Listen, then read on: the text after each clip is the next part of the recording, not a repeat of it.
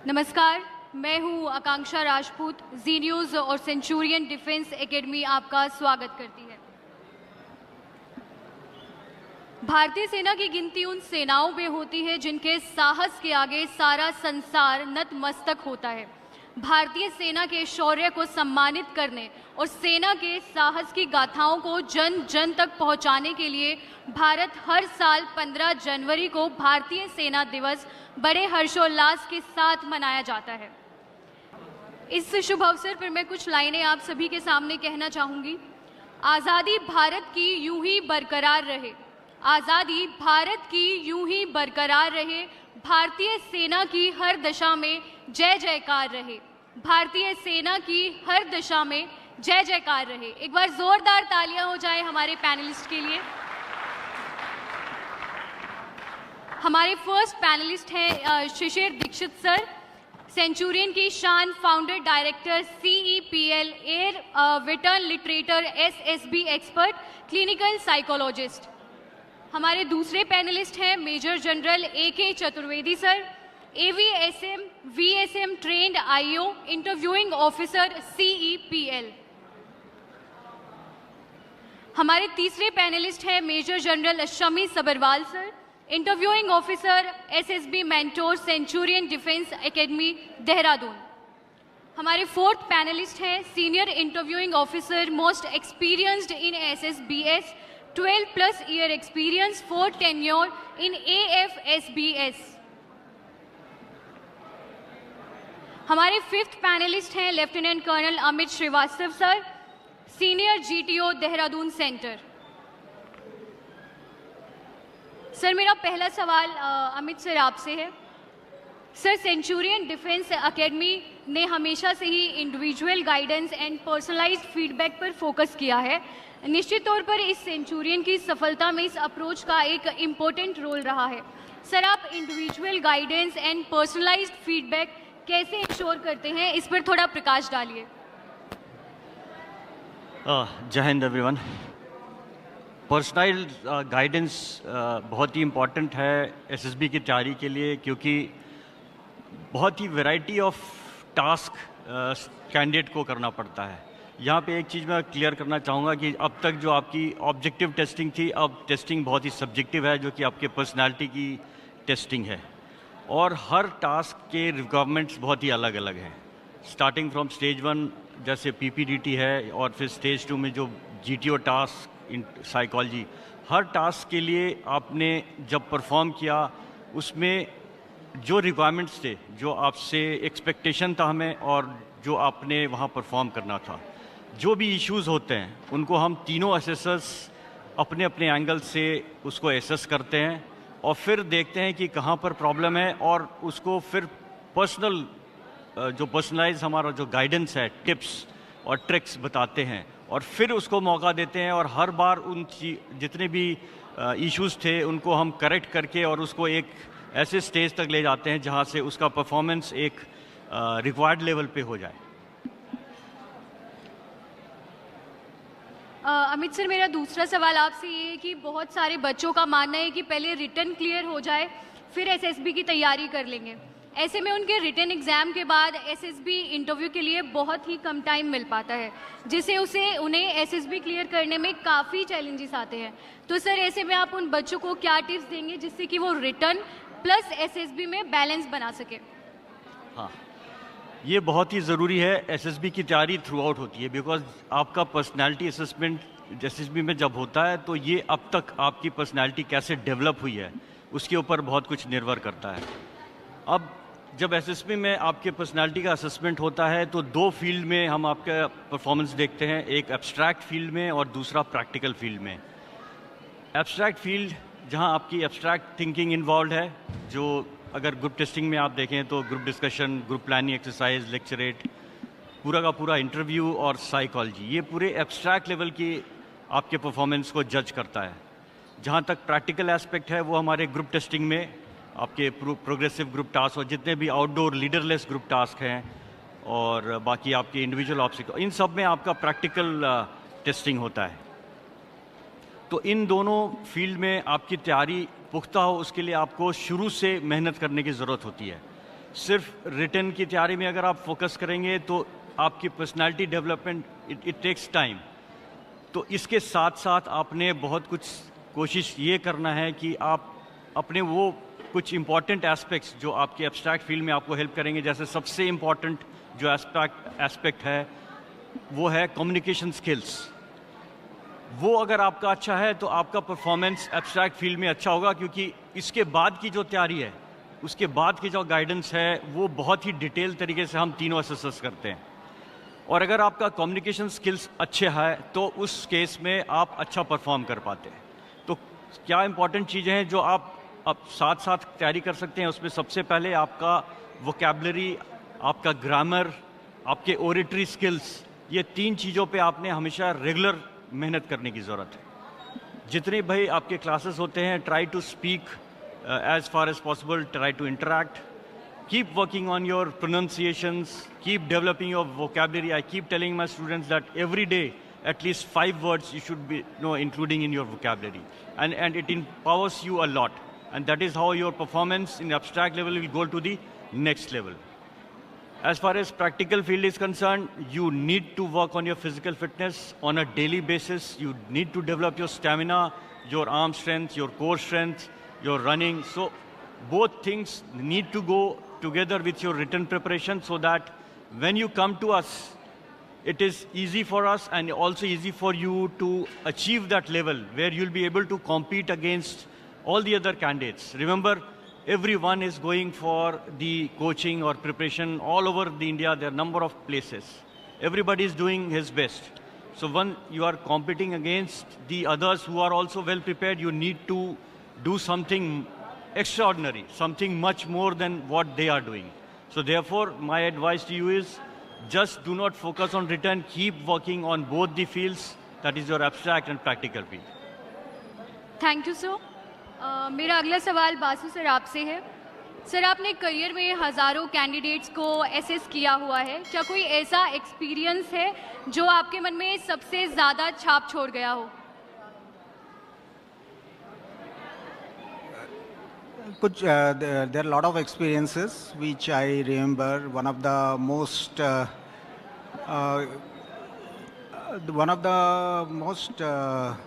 remarkable experience which I had was, I had a boy coming in for interview. He came and sat in front of me, and within 5 minutes I was very hesitant कि this boy might not make it, because he was not able to speak anything in English. He was very poor in English, but somehow with broken English and Hindi he was trying to express himself. But to my surprise, as the interview proceeded, I started getting hints in this boy that this boy has got some potential, because though he was not able to express, he had it in him, and he was giving the glimpses of the qualities which we are looking at. So I took a lot of time and my patience, and I tried various approaches with him. Sometimes even prodded him. Sometimes I allowed him to speak extensively in Hindi and all. And finally, I decided to clear the candidate, because I found that though this boy he is from a very backward background and a economically weaker background, coming from a village which has very few facilities, but this boy had shown the qualities which was coming out from his very mundane activities of determination and confidence and other things. So with keeping my fingers crossed, I cleared that boy, but I was apprehensive that I don't know whether the boy will be able to perform in the other techniques. During the time of conference, to my pleasant surprise, I found that the boy was cleared by all the techniques. The other 2 techniques also found the potential in him, and the boy was cleared. So this is one of the examples which I have told a lot of people, that if you have it in you, the qualities are there. It is not mandatory that you will have to be, if you are a bit slightly less expressive, you will be, the SSB will find out the substance in you, and you can get a better result also. Thank you. Thank you sir. मेरा अगला सवाल Shami Sabharwal sir से है। Sir, एक आम इंसान के लिए ये समझ पाना थोड़ा मुश्किल होता है कि इंटरव्यू 5 दिन का होता है, तो आप इस पर थोड़ा प्रकाश डालिए कि कैसे आर्म्ड फोर्सेस के ऑफिसर कैडर सिलेक्शन से जुड़ा ये एसएसबी इंटरव्यू नॉर्मल इंटरव्यू से अलग है। सवाल ये पूछा गया है कि नॉर्मल इंटरव्यू से जो एसएसबी का इंटरव्यू है उसमें क्या डिफरेंस है। सी, when you go to a civil sector, they are only looking at some qualities which are specific to their organization. कि भाई आप अगर एक कंटेंट मैनेजर के लिए जा रहे हैं तो आपको सिर्फ उसी से ज़्यादा इंटरव्यू में रिलेट होगा। But if you come let's say to Centurion, our mock interview is akin to what is going to happen in the SSB. और ये इंटरव्यू जो है, this is a all rounded personality interview. वो आपके हर facet को check करते हैं कि do you have it in you. सिर्फ यही नहीं एक चीज़ देखनी है कि यार इसका तो गाना बजाना अच्छा है, इसको ले लो, या इसका कंटेंट अच्छा है तो इसको ले लो। It has to be a well rounded checkup of your total personality. Thank you. एक बार सबरवाल सर के लिए जोरदार तालियां हो जाए। सर, मेरा अगला सवाल AK चतुर्वेदी सर आपसे है। सर, आर्म्ड फोर्सेस में आपका एक शानदार करियर रहा है। 2nd लेफ्टिनेंट से लेकर मेजर जनरल तक का सफ़र आपने देखा है, उसे अनुभव किया है। सर, मेरा सवाल ये है कि आर्म्ड फोर्सेस ज्वाइन करने के लिए कंपटीशन हर साल तेज़ी से बढ़ रहा है। ऐसे में आप नए एस्पिरेंट्स को क्या एडवाइस देना चाहते हैं जिससे वो अपने ड्रीम्स को अचीव कर सकें? बहुत अच्छा सवाल है। सबसे पहली चीज़ तो ये है कि जिसने जो सपने देखते हैं उन्हीं के सपने सच होते हैं। सपने ज़रूर देखो, और सपने उसके लिए उसकी मेहनत करनी पड़ती है। जैसा कि जनरल सबरवाल ने बहुत अच्छी बात बोली कि ओवरऑल डेवलपमेंट पर्सनालिटी का, एसएसबी में एक सवाल अक्सर वहाँ जब बच्चे जाते हैं तो उनसे पहली चीज़ वहाँ जो साइकोलॉजिस्ट है वो ये कहता है कि हो सकता है कि आप बहुत बड़े IAS ऑफिसर बनने की आप में काबिलियत हो सकता है कि आप में बड़ा डॉक्टर बनने की काबिलियत हो सकता है आप पॉलिटिकल लीडर बन सकते हो, लेकिन हम यहाँ पे वो चीज़ें देख रहे हैं, वेल राउंडेड पर्सनैलिटी जो आप में है, तभी आप इसके फ़ौज के लायक हो। और अगर हम अपने स्क्रिप्चर से इसका एक एग्जाम्पल लें तो आप लोग सोचिए कि जो लॉर्ड गणपति हैं वैसा एक फ़ौजी ऑफिसर को होना पड़ता है। दिमाग तेज़, observation sharp, great intellectual capability, contemporary to knowledge, physically fit, should be able to manage the environment। ये क्वालिटीज़ जब आप में आ जाएंगी तो आप फौज में अच्छा कर सकते हो। और इसके लिए सतत प्रयास, ये नहीं कि आज आपने कर लिया। Life is like a treadmill, जिसपे कि अगर आपको वहाँ खड़े रहना है तो भी आपको दौड़ते रहना है, नंबर 1। नंबर 2 जो बहुत ज़रूरी चीज़ ये है, आपका जो कैरेक्टर बिल्डिंग बहुत होनी चाहिए। इसके लिए कोशिश करो कि ये नहीं कि मतलब पढ़ाई लिखाई में बुकवर्म बन जाओ, कहीं और भी आप केबल हो सकते हो। स्पोर्ट्स ध्यान दो। आपने देखा अभी किस तरीके से जो ये मैच इंग्लैंड के अगेंस्ट इंडिया ने जीता था हॉकी का, वो मैच आपका वो तभी आएगा जबकि आप स्पोर्ट्समैन हो। और फौज में हर दिन आपको ऐसी सिचुएशन आएगी जहाँ पर कैरेक्टर का टेस्ट होगा। तीसरी चीज़ जो आपको बहुत ज़रूरी है वो है इनोवेटिवनेस। कभी भी एक फौज में कहावत है कि पहली गोली चली नहीं कि प्लान फेल हो गया। प्लान फेल होना, पहली गोली चलते ही प्लान फेल हो जाता है। तो उस वक्त आपको करना पड़ेगा, पूरे एक इनोवेट करना पड़ेगा, एक नए ढंग से सोचना पड़ेगा किस तरीके से किया जाए। और यही चीज़ें जो हैं आपको मैं इसमें एक एग्जाम्पल देता हूँ। सेकेंड वर्ल्ड वॉर में एक ब्रिज बनाना था इटली में, और वो जो है उसमें बैक स्पेस नहीं था। जी आपने भी देखा, ये जो मोडकाई में एक ब्रिज बनाया गया था, बैक स्पेस नहीं था, लेकिन किस तरीके से उन्होंने आगे एक पिलर बनाया और उससे उन्होंने निकाल दिया। तो ये इनोवेटिवनेस आपको, और ये कहाँ से आएगी? हर बच्चे में एक हॉबी ज़रूर होनी चाहिए। हर बच्चे में जिसमें हॉबी होगी उसमें इनोवेटिव स्किल्स अपने आप आएंगी। टीम में काम करना और फैमिली वैल्यूज़ को स्ट्रेंथन करो, ये चीज़ें अगर आप करते रहोगे, सतत प्रयास करते रहोगे, तो आप ज़रूर सफल होगे। Thank you so much sir. एक बार AK चतुर्वेदी सर के लिए जोरदार तालियां हो जाए। मेरा अगला सवाल शिशिर सर आपसे है। सर, आपके पास डिफरेंट सोशियो इकोनॉमिक बैकग्राउंड के defence aspirant training and guidance पाने के लिए आते हैं।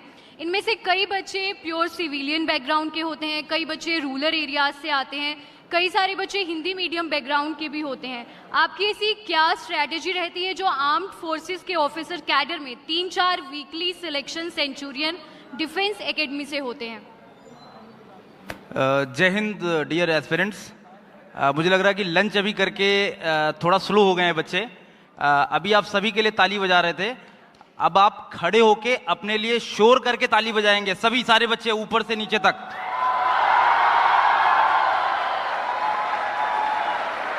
बैठ जाइए please have you seat. Excitement on होना भी चाहिए बिकॉज इसके बाद मनोज मुंतसिर जी का शो है और उसके लिए बहुत सारे बच्चे वेट भी कर रहे हैं। बहुत इंपॉर्टेंट सवाल अभी मुझसे पूछा गया है कि पुअर सोशियो इकोनॉमिक बैकग्राउंड के कैंडिडेट्स आते हैं या डिफरेंट डेवलपमेंटल हिस्ट्री के प्रोफाइल के बच्चे आते हैं हमारे पास, और ये बहुत ही इंटरेस्टिंग हो जाता है as a part of SSB mentor. जो पैनल है हमारे लिए इंटरेस्टिंग ये हो जाता है। अभी आपने संतोष कुमार को सुना जो वेस्ट चंपारण बिहार से आया था, या मैं जितनी भी स्टोरीज आपको बताऊंगा, आप मुझे प्रोफाइल बताएंगे, मैं आपको बताऊंगा हाँ मेरा स्टूडेंट है। आप बोलेंगे ट्रक ड्राइवर, मैं बोलूंगा है। आप बोलेंगे पान बेचने वाले का बेटा, मैं बोलूंगा है।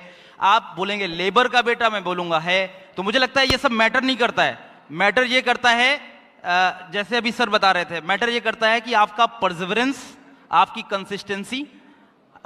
एक लाइन है जो हमारे लोगों में आप नीचे अक्सर पढ़ते होंगे, ये लाइन का जो पहली लाइन है उसको भी मैं ऐड कर रहा हूं, कृतम में दक्षिणे हस्ते जयो में सव्य आहिता। मतलब ये कि पुरुषार्थ अगर हमारे दाहिने हाथ में है तो जीत हमारे सदैव बाएं हाथ में है। मतलब victory will be in your left hand. कब? अगर परसिवरेंस, पुरुषार्थ, वो जो जिसकी अभी सभी लोग आपको बता रहे थे कंसिस्टेंसी चाहिए, वो होनी चाहिए। और वहाँ से जैसे आपने पूछा कि वो जब बच्चे आते हैं तो पता नहीं क्यों हम अपने टीम मेंबर से भी बात करते हैं, जो हमारे काउंटर पार्ट्स हैं उनसे बात करते हैं, तो जो हमारी एनर्जी है जब ऐसे बच्चे आते हैं जो गांव से आते हैं या बहुत ही रूरल बैकग्राउंड से बच्चे आते हैं, तो हम लोगों की जो एनर्जी है वो डबल हो जाती है। और 31 डेज जुलाई में जस्ट निकला और 31 रिकमेंडेशंस, कल भी एक रिकमेंडेशन आया, उसको मिला दे तो 31 रिकमेंडेशन। वो मजाक नहीं है, कोई कुछ भी बोले मजाक नहीं है। उसके पीछे अभी आप GTO साहब को सुन रहे थे, जब GTO आउटडोर टास्क होता है, हमारे GTO साहब सामने कर्नल शर्मा सर भी बैठे हुए हैं, ब्रिगेडियर RP सर भी बैठे हुए हैं, एक बार तालियों से स्वागत करिए पहले सर का। और एक इंटरव्यू लेने में कम से कम 1 घंटे लगते हैं, और एक GTO आउटडोर टास्क कराने में कम से कम दोपहर में जब 48 का टेम्परेचर होता है तो सर से कभी पूछना, पूरा दिन चला जाता है। और उसके बाद जब बच्चे सीख के रिकमेंड होते हैं तो बहुत ही खुशी जो होती है हमारी डबल हो जाती है। प्रोफाइल जब कैंडिडेट का आता है तो हमारे लिए और इंटरेस्टिंग होता है। जितना मैंने अभी थोड़ी देर पहले बोला था, जितना एक कैंडिडेट का इंटरेस्ट होता है पढ़ने के लिए जब आता है पूरे जज्बे के साथ, उससे ज़्यादा इंटरेस्ट हमारा हो जाता है। टाइम का शॉर्टेज है, मैं अपनी बात को यहीं ख़त्म करूँगा। थैंक यू, जय हिंद। एक बार सभी पैनलिस्ट के लिए जोरदार तालियां हो जाए।